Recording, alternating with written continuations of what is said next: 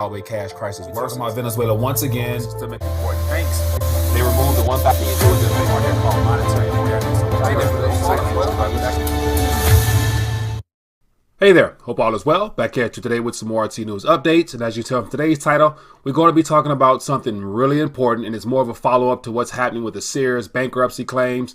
And apparently Eddie Lampert was able to put a bid in for Sears, but yet not able to cover the pension plans. So as of now, about 90,000 pension plans will fall under the PBGC, which then means the fate of all pensioners under the Sears window falls under a federal agency, which looks like it's going to be something of a bailout. So today I got a couple articles I want to share with you all in relation to the 90,000 pensioners that will be impacted by this, as well as share with you the annual report from the PBGC and let you know that I don't believe that for the rest of these pensioners' lives, they'll be able to receive the funds that they're expecting. Nevertheless, the other pension funds that's going to have issues in the days ahead. But before I dive into today's articles, as always, Recession will be a recession. We're going to hit a recession. The date of the next recession. A U.S.-only recession typically lasts 8 to 10 months. A crash is coming. Now, whether it's 6 months from now, 12 months, 36 months, no one knows. If you have the right plan to set up, you can make a lot of money from this.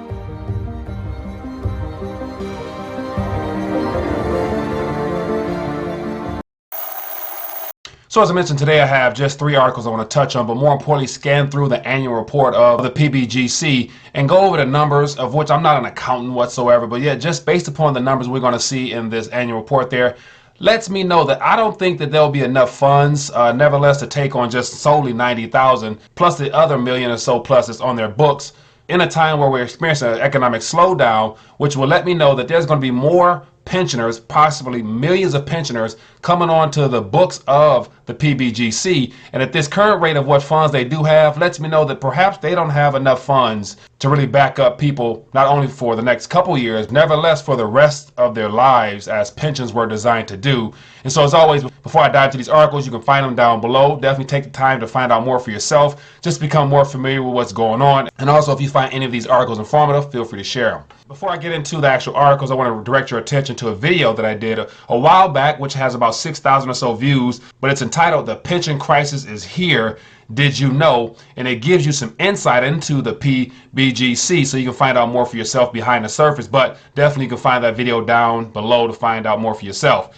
But yet the very first article here comes up from Zero Hedge, and we all know Zero Hedge always does a good job of giving their version as well as the mainstream version combined. And so it said, Fed prepares to bail out vast majority of the 90,000 Sears pensions.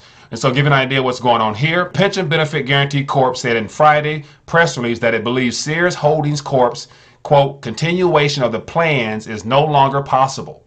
It says, following the company's October bankruptcy, after it was revealed in a Friday filing that Chairman Eddie Lampert's $5.2 billion rescue package does not include pension plans. So here we have the idea of the CEO who's trying to bail out or save the remaining legacy of the Sears dynasty by acquiring the assets directly, didn't include the pension plans in his rescue package.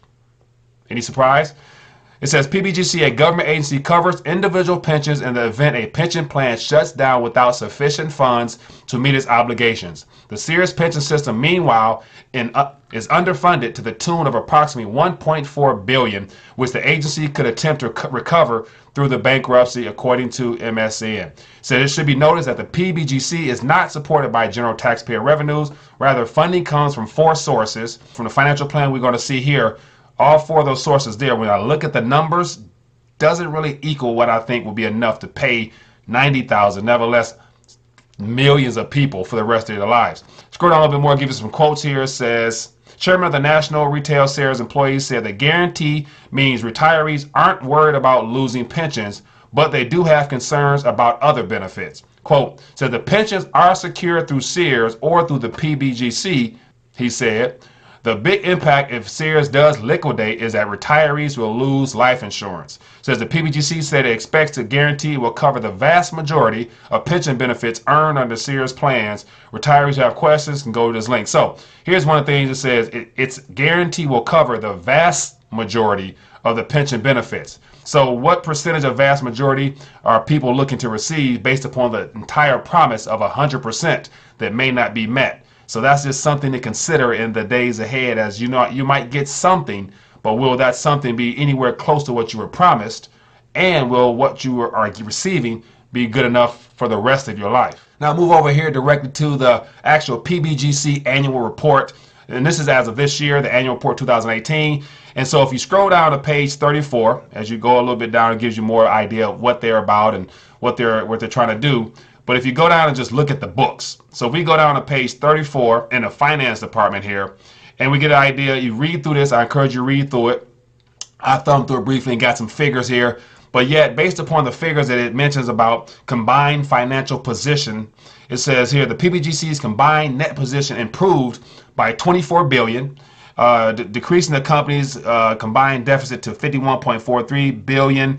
And so the numbers here, when I see 50 billion, 20 billion, 30 billion, I'm thinking like that's not a lot of money to guarantee 90,000 people, nevertheless. But then if you scroll down more and you actually look at some of the things they're invested in, they're invested in global public stocks, so basically equities around the world. We know how volatile that can be. They got global bonds. We know the current state of the bond market. And then here we got combined investment return, 1.4 billion based upon their current asset balance sheet and what they're diversified in. 1.4 billion. It's not a really great return when you're talking about paying funds for the rest of people's lives. Scroll down a little bit more, it gives you more detail, more numbers, more figures. But here's the actual balance sheet here. It says single employer and multi-employer results here. And so it gives you 2017, 2018. And as I just thumb through some of these numbers here, I'm not really too confident in the actual amount of currency that's relevant in their bank account or in their balance sheet that will give me comfort as a pensioner that my funds will be available, especially if I'm just in the beginning phases of my retirement, to be able to receive it if I have an extended period of life, 20, 30 years, give or take, or more, that they're going to have enough money, given the market conditions and everything of that nature, to take care of just the Sears alone. Nevertheless, it says here, total participants receiving or owed benefits. So it's 1.4 million people thus far are on their books for 2018 to receive benefits. And then if I scroll down a little bit more, it gives you an idea as to some of the details of the benefits paid out. And so these numbers aren't really adding up. And then one thing that really caught my eye as of 2017, it mentions something about, here we go, it says during fiscal year 2018, the PBGC assumed financial responsibility for 74 underfunded single employer plans that were terminated. So Sears is just one of 74 underfunded single player plans that were terminated. And so that's just, we got 90,000 from Sears. It's no telling how many other are in this 74 that's already underfunded that they're taking onto their balance sheets. And as I mentioned, they're not receiving tax revenue. It comes from companies as well as investments, as well as other things that in this current environment, I don't really believe it's going to be around for much longer, but that's just my 2 cents. So at the end of the day, what this sums up to is that pensions are in deep trouble.